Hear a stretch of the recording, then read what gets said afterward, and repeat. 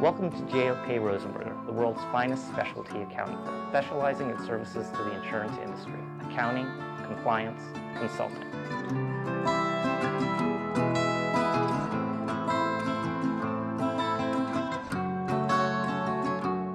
We're going to be speaking about SSAP 40R, wholly owned single real estate property. So recently the NAIC adopted issue paper number 149, and it has to do with real estate that's wholly owned by the company.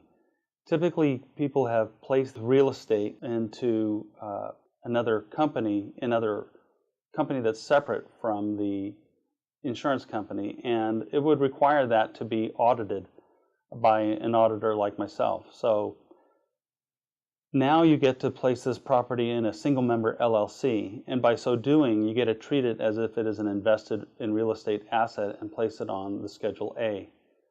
So the first thing you have to do is have it appraised. You have to have an appraisal.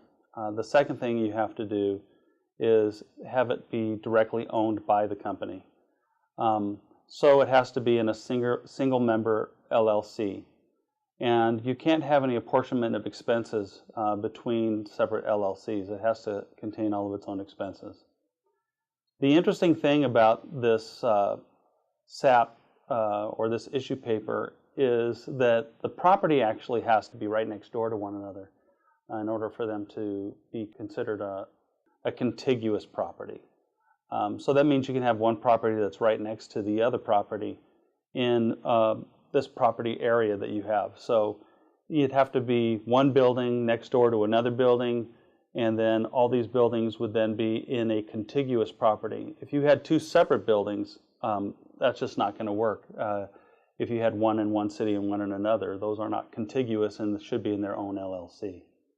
So by placing these in the LLC, it avoids having to have each of these separate properties that are protected by a corporate veil to be included in the audited, having to have an audited financial statement in order for them to be considered assets for the company. Otherwise, they would be non-admitted if they were not audited.